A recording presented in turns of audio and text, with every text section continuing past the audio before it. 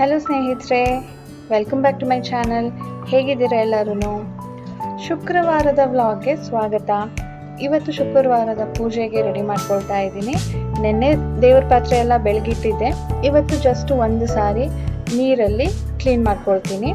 ಸಾನು ಆಟ ಆಡೋದಕ್ಕೆ ಹೋಗಿದ್ದಾಳೆ. ಅವಳ ಲಕ್ ಅಂತಾನೆ ಹೇಳ್ಬೋದು. ಈ ಸಮ್ಮರಲ್ಲಿ ಅವಳ ಫ್ರೆಂಡ್ಸ್ ಯಾರೂ ಊರಿಗೆ ಹೋಗಿಲ್ಲ. ಹೋದ್ರೂ ಕೂಡ ಹೋಗಿ ಬರೋದು ಆ ಥರ ಮಾಡ್ತಾ ಇದ್ದಾರೆ. ಹಾಗಾಗಿ ಅವಳಿಗೆ ಒಂದು ಕಂಪನಿ ಸಿಕ್ಕಿದೆ. ಇಲ್ಲ ಅಂದಿದ್ರೆ ಒಬ್ಬಳೇ ಆಗ್ಬಿಟ್ಟಿದ್ರೆ ಸಖತ್ತು ಬೇಜಾರಾಗ್ಬಿಟ್ಟಿರೋವಳು. ಎಲ್ಲಾದರೂ ಹೋಗೋಣ ಅಂತ ತುಂಬ ಹಿಂಸೆ ಮಾಡಿಬಿಟ್ಟಿರೋವಳು. ಇವಾಗ ನಾನು ಅವಳಿಗೆ ಕ್ಲಾಸಸ್ಗೆ ಸೇರಿಸ್ಬೇಕು ಅಂತ ಇದ್ದೀನಿ. ಅದನ್ನು ಹೋಗಿ ಕೇಳ್ಕೊಂಡು ಬರೋದಕ್ಕೂ ಆಗ್ತಾ ಇಲ್ಲ. ಎಕ್ಸಾಮ್ ಟೈಮಲ್ಲಿ ಅವಳಿಗೆ ಬ್ಯಾಡ್ಮಿಂಟನ್ನ ಬಿಡಿಸಿದ್ವಿ. ಅಂದರೆ ಓದೋದಕ್ಕೂ ಟೈಮ್ ಬೇಕಾಗುತ್ತಲ್ವಾ ಅಂದ್ಬಿಟ್ಟು 1 ತಿಂಗಳು ಮುಂಚೆನೇ ಬಿಡಿಸ್ಬಿಟ್ಟಿದ್ವಿ. ಅದಕ್ಕೂ ಸೇರಿಸ್ಬೇಕು ಅಂತ ಇದ್ದೀವಿ. ಮತ್ತು ಡ್ಯಾನ್ಸ್ ಕ್ಲಾಸ್ಗೆ ಮೊದಲು ಹೋಗ್ತಿದ್ಲು. ಇವಾಗ 1 ವರ್ಷದಿಂದ ಹೋಗಿಲ್ಲ. ಯಾಕೆಂದರೆ ನನಗೆ ಆ ಡ್ಯಾನ್ಸ್ ಕ್ಲಾಸ್ ಇಷ್ಟ ಆಗಲಿಲ್ಲ. ಬೇರೆ ಎಲ್ಲಾದರೂ ಚೇಂಜ್ ಮಾಡೋಣ ಅಂತ ಅನ್ನಿಸ್ತು. ಹಾಗಾಗಿ ನೋಡ್ತಾ ಇದ್ದೀನಿ. ನಮ್ಮ ಏರಿಯಲ್ಲಿ ಯಾವುದೂ ಸಿಗ್ತಾ ಇಲ್ಲ. ಬೇರೆ ಏರಿಯಾದಲ್ಲಿ ಚೆನ್ನಾಗಿರುತ್ತೆ, ಆದರೆ ನಮಗೆ ಹೋಗೋದು ಬರೋದಕ್ಕೆ ಕಷ್ಟ ಆಗುತ್ತೆ. ನಾವೇ ಪಿಕ್ ಆ್ಯಂಡ್ ಡ್ರಾಪ್ ಮಾಡಬೇಕಲ್ವಾ, ಅದಕ್ಕೆ ಅಲ್ಲೂ ಕೂಡ ಸೇರಿಸಿಲ್ಲ.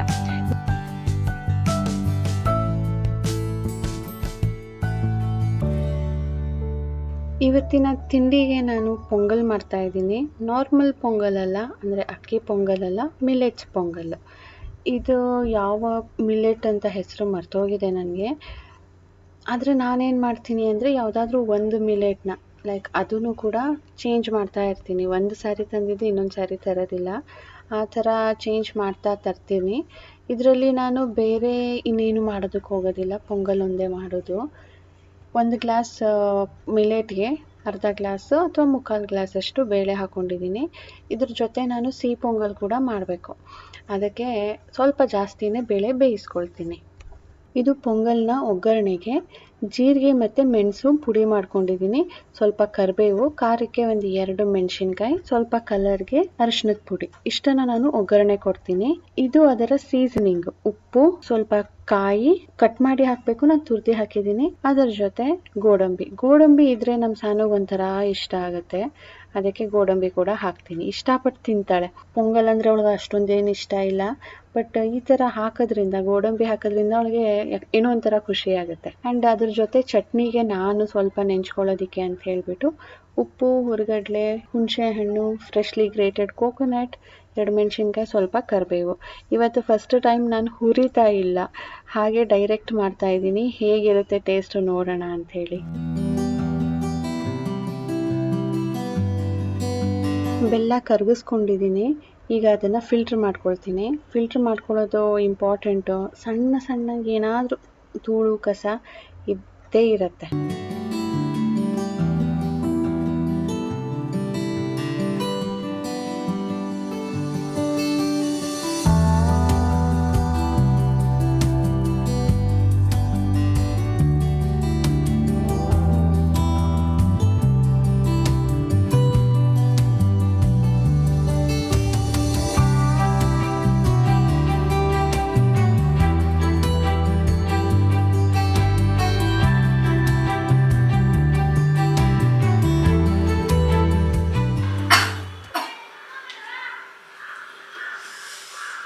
ಮೊರಿಂಗಾ ಲೀವ್ಸ್ ಪೌಡರು ತುಂಬ ದಿನ ಆಯಿತು ಮಾಡಿ ಕನ್ಸ್ಯೂಮೇ ಮಾಡಿಲ್ಲ.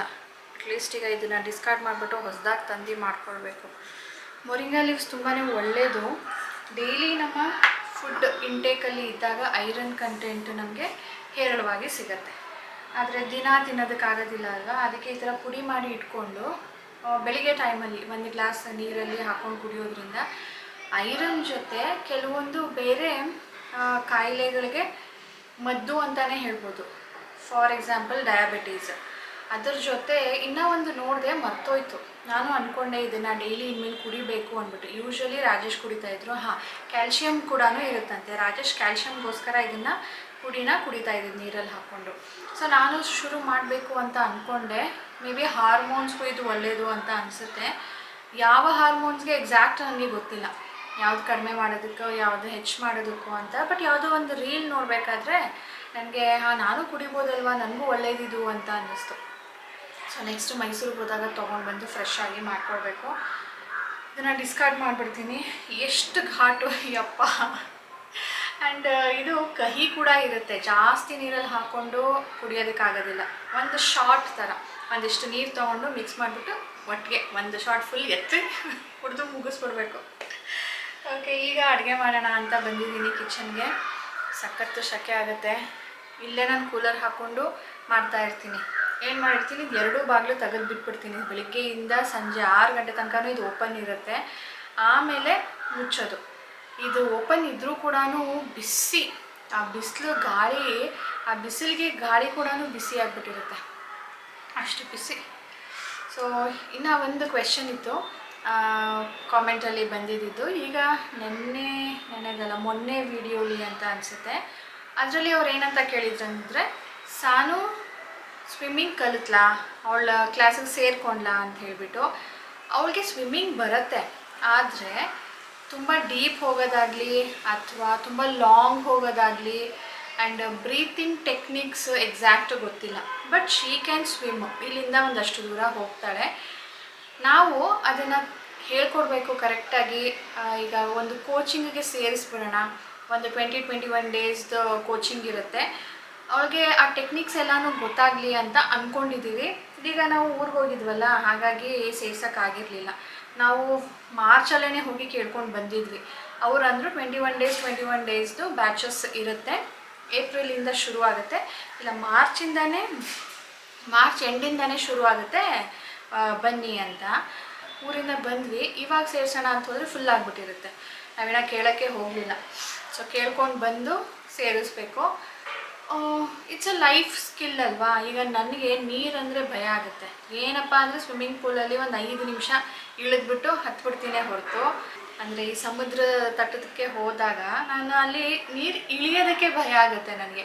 ಸುಮ್ಮನೆ ಯಾಕೆ 5 ನಿಮಿಷಕ್ಕೋಸ್ಕರ ಬಟ್ಟೆ ಎಲ್ಲ ಒದ್ದೆ ಮಾಡ್ಕೊಳ್ಬೇಕು. ಅವ್ರು ಇವು ಅಪ್ಪ ಮಗಳು ಆಟಾಡ್ತಾನೆ ಇರ್ತಾರೆ, ನನಗೆ ಭಯ. ಹಾಗಾಗಿ ಆ ಭಯ ಸಾನಿಗೆ ಇರಬಾರ್ದು. ಇದು ಒಂದು ಸಾರಿ ಅವಳು ಕಾಂಪಿಟೇಷನ್ಗೆ ಅಂತ ಕಲಿಸ್ತಾ ಇರೋದಲ್ಲ, ಅವಳ ಲೈಫ್ ಸ್ಕಿಲ್, ಅವಳಿಗೆ ಒಳ್ಳೆಯದದು. ಲೈಫ್ ಲಾಂಗ್ ನೆನಪಿರುತ್ತೆ. She can enjoy or she can take it as a competition. She want, ನನಗೆ ಗೊತ್ತದು. ಆದರೆ ಕಲ್ತಿದ್ರೆ ಒಳ್ಳೆಯದು ಅಂತ ನಾನು ಸೇರ್ಸೋಣ ಅಂತ ಇದ್ದೀನಿ. ಅವಳಿಗಿಷ್ಟ ಇಲ್ಲ. ಡಾಡಾ ನೀವೇ ಹೇಳ್ಕೊಡಿ ಡಾಡಾ. ಆ ಕೋಚಸ್ ನೀರಿಗೆ ತಳ್ಳಿಬಿಡ್ತಾರಂತೆ.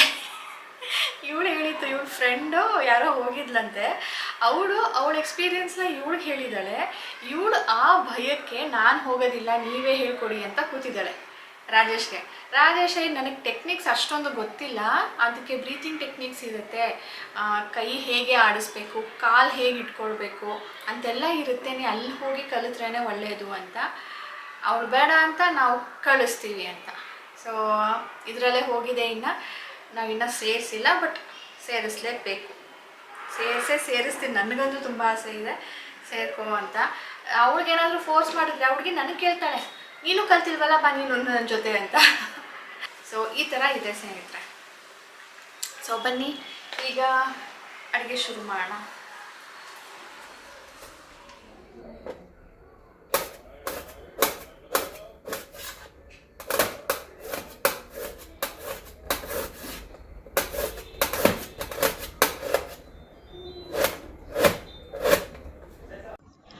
ಎಲೆಕೋಸಲ್ಲಿ ಉಪ್ಪೆಸರು ಮಾಡ್ತಾಯಿದ್ದೀನಿ. ನಿಮ್ಮಲ್ಲಿ ಇದರ ಉಪ್ಪೆಸರು ಮಾಡ್ತೀರಾ? ಇದರಲ್ಲಿ ಕಡಿಲೆಲ್ ಕಡನ್ ಅಂತಲೂ ಮಾಡ್ತೀವಿ. ಅಂದರೆ ಉಪ್ಪೆಸರು ಮಾಡಿ ಅದಕ್ಕೆ ಸ್ವಲ್ಪ ಮಸಾಲೆ ಹಾಕಿ ಕುದಿಸೋದು. ಸೊ ಕಡಿಲೆಲ್ಲ ಅಂದರೆ ಬಾಯ್ಲ್ಡ್, ಅದಕ್ಕೆ ಮಸಾಲೆ ಹಾಕಿ ಬಾಯ್ಲ್ ಮಾಡೋದು ಮತ್ತೆ. ಸೊ ಅದು ಕೂಡ ಚೆನ್ನಾಗಿರುತ್ತೆ. ಬಟ್ ಅದು ಒಂದೇ ದಿನಕ್ಕೆ ಖಾಲಿ ಆಗೋದಿಲ್ಲ, 2 ದಿನ ಅದನ್ನು ಇಟ್ಕೊಂಡು ತಿನ್ನಬೇಕಾಗುತ್ತೆ. ಅದಕ್ಕೆ ನಾನು ಒಂದು ದಿನಕ್ಕೆ ಆಗೋ ಥರ ಉಪ್ಪೆಸರು ಮಾಡ್ಕೊಳ್ತೀನಿ. ಮತ್ತು ಕೋಸಲ್ಲಿ ಪಲ್ಯ ಮಾಡಿದಾಗ ಕೂಡ ತುಂಬ ಚೆನ್ನಾಗಿರುತ್ತೆ. ಸೊ ನನಗೆ ಅದು 2 ಡಿಶ್ ಮಾತ್ರನೇ ಇಷ್ಟ ಕೋಸಲ್ಲಿ. ಅದು ಬಿಟ್ಟರೆ ಫ್ರೈಡ್ ರೈಸ್ಗೆ ಸ್ವಲ್ಪ ಹಾಕ್ಕೊಳ್ತೀನಿ. ಫ್ರೈಡ್ ರೈಸ್ಗೆ ಅದು ಇಲ್ಲ ಅಂದರೆ ಏನೋ ಒಂದು ಕಮ್ಮಿ ಅಂತ ಅನಿಸುತ್ತೆ, ಕಡಿಮೆ ಆಗಿದೆ ಅಂತ. ಅದು ಹಾಕಿದಾಗ ಒಂಥರ ಕ್ರಂಚ್ಗೆ ಚೆನ್ನಾಗಿರುತ್ತೆ. ಸ್ವಲ್ಪ ಬಿಸಿನೀರು ಮಾಡಿಕೊಂಡು ಅದಕ್ಕೆ ಉಪ್ಪು ಹಾಕಿ ಬ್ಲಾಂಚ್ ಮಾಡ್ಕೊಳ್ತಾ ಇದ್ದೀನಿ. ಅಂದರೆ ಸ್ವಲ್ಪ ಏನಾದರೂ, ನಾನು ತಂದು ತುಂಬ ದಿನ ಆಗಿತ್ತು, ಹಾಗಾಗಿ ಈ ಥರ ಮಾಡ್ಕೊಳ್ತಾ ಇರೋದು. ಇಲ್ಲಾಂದರೆ ಫ್ರೆಶ್ ಅಂದಿದ್ದರೆ ನಾನು ತಕ್ಷಣಕ್ಕೆ ಡೈರೆಕ್ಟ್ ಹಾಕ್ಬಿಡ್ತಿದ್ದೆ. ಹುಳ ಗಿಳ ಏನಾದರೂ ಇದೆಯೋ ಏನೋ ಅಂದ್ಕೊಂಡು ಬ್ಲಾಂಚ್ ಮಾಡ್ಕೊಳ್ತಾ ಇದ್ದೀನಿ. ಆಮೇಲೆ ಈಗ ಅದನ್ನು ಬೇಯಕ್ಕೆ ಇಟ್ಬಿಟ್ಟು, ಶಕೆ ಆಗ್ತಾ ಇತ್ತಲ್ಲ, ತಡಿ ಸ್ವಲ್ಪ ಬಟರ್ ಮಿಲ್ಕ್ ಮಾಡ್ಕೊಳ್ಳೋಣ ಅಂತ ಮಾಡ್ಕೊಳ್ತಾ ಇದ್ದೀನಿ. ಮಜ್ಜಿಗೆ ಕುಡಿಯೋದ್ರಿಂದ ಪ್ರಯೋಜನಗಳೇನು? ಒಂದು ತಂಪು, ಇನ್ನ ಒಂದು B12 ಯಾಕೆಂದ್ರೆ ಇದು ಫರ್ಮೆಂಟೆಡ್ ಫುಡ್. ಮೂರನೇದು ಕ್ಯಾಲ್ಶಿಯಂ. ಯಾರಿಗೆ ಹಾಲು ಕುಡಿಯೋದಕ್ಕೆ ಆಗೋದಿಲ್ವೋ ಅಥವಾ ಹಾಲು ಕುಡಿಬೇಡಿ ಅಂತ ಹೇಳಿದಾರೋ ಅವ್ರು ಕೂಡ ಮಜ್ಜಿಗೆ ಕುಡಿಬೋದು. ಈ ಸಮ್ಮರಲ್ಲಂತೂ ಡೈಲಿ ಕುಡಿಬೇಕು. ಸಮ್ಮರ್ ವಿಂಟರ್ ಅಂತ ನೋಡದೆ ಕೂಡ ನಾವು ಡೈಲಿ ಕುಡಿದಾಗ B12 ನಮಗೆ ಹೇರಳವಾಗಿ ಸಿಗೋದಕ್ಕೆ ಹೆಲ್ಪ್ ಮಾಡುತ್ತೆ. ಎಸ್ಪೆಷಲಿ ವೆಜಿಟೇರಿಯನ್ಸ್ಗೆ. ನಾನ್ ವೆಜಿಟೇರಿಯನ್ಸ್ಗೂ ಕೂಡ B12 ಕಡಿಮೆ ಆಗಿರುತ್ತೆ, ಅವ್ರಿಗೂ ಕೂಡ ರೆಕಮೆಂಡ್ ಮಾಡ್ತಾರೆ. ಸುಕನ್ಯಾ ಸಮೃದ್ಧಿ ಯೋಜನೆ ಬಗ್ಗೆ ಒಂದು ವಿಡಿಯೋ ಮಾಡಿದ್ರಿ, ಅದರ ಲಿಂಕ್ ಶೇರ್ ಮಾಡಿ. ಹುಡುಕ್ತಾ ಇದ್ದೀನಿ, ಸಿಗ್ತಾ ಇಲ್ಲ ಅಂತ ಹೇಳಿದ್ರಿ. ಅದು ಲಾಂಗ್ ಬ್ಯಾಕ್ ಆಗಿರೋದ್ರಿಂದ ನನಗೂ ಕೂಡ ಅದೇನು ಸಿಗಲಿಲ್ಲ ಸ್ನೇಹಿತರೆ. ಬಟ್ ಅದ್ರ ಬಗ್ಗೆ ಏನು ಇನ್ಫಾರ್ಮೇಷನ್ ಬೇಕು ಕೇಳಿ. ಇದು ಹೊಸದಾಗಿ ಹುಟ್ಟಿರೋ ಅಂಥ ಹೆಣ್ಣು ಮಗುವಿಗೆ ಮಾಡೋ ಅಂತ ಓಪನ್ ಮಾಡೋ ಅಂತ ಅಕೌಂಟ್. ಇದು ಪೋಸ್ಟ್ ಆಫೀಸಲ್ಲಿ ಮಾತ್ರನೇ ಆಗೋದು. ಮತ್ತೆ ಇದಕ್ಕೆ ಮಿನಿಮಮ್ 1 ವರ್ಷದಲ್ಲಿ 1,000 ಆದ್ರೂ ಕಟ್ಟಿರ್ಬೇಕು. ತಿಂಗಳಿಗೆ 100 ರೂಪಾಯಿ ಆದ್ರೂ ಕಟ್ಟಬೇಕು. ಮ್ಯಾಕ್ಸಿಮಮ್ ನಿಮ್ಗೆ 1,50,000 ಕಟ್ಬೋದು. ಸೊ ಇದು ನಾವು 14 ವರ್ಷ ಕಟ್ಟಬೇಕು ಕಂಟಿನ್ಯೂಸ್ ಆಗಿ. 1 ವರ್ಷನೂ ಬಿಡೋ ಹಾಗಿಲ್ಲ. ತಿಂಗಳು ಕಟ್ಟಬೇಕು ಅಂತೇನಿಲ್ಲ, ವರ್ಷಕ್ಕೆ ಒಂದ್ಸಾರಿ ಹಾಕಿದ್ರೂ ಆಗುತ್ತೆ. ಮತ್ತೆ ಅದಾದ್ಮೇಲೆ 7 ವರ್ಷ ಬಿಟ್ಬಿಡ್ಬೇಕು. ನಾವು ಕಟ್ಟೋ ಹಾಗೂ ಇಲ್ಲ, ತೆಗಿಯೋ ಹಾಗೂ ಇಲ್ಲ. 21st ಇಯರ್ಗೆ ಇದು ಮೆಚ್ಯೂರ್ ಆಗುತ್ತೆ. ನಾವು ಅವಾಗ ಡೆಪಾಸಿಟ್ನ ತಗೊಳ್ಬೋದು.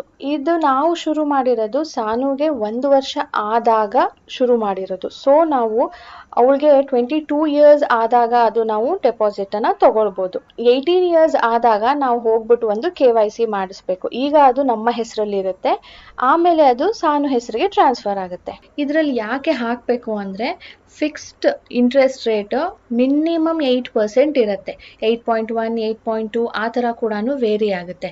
ಬೇರೆ ಯಾವುದೇ ಡೆಪಾಸಿಟ್ ನೀವು ತೊಗೊಳೋದಕ್ಕೆ ಹೋದ್ರೂ, ಯಾವುದೇ ಬ್ಯಾಂಕ್ಗೆ ಹೋದ್ರೂ 6.5, 7.5 ಅವರು ಕೂಡ 8 ಕೊಡ್ತಾರೆ. ಆದರೆ ಅದು ಸೀನಿಯರ್ ಸಿಟಿಸನ್ಗೆ.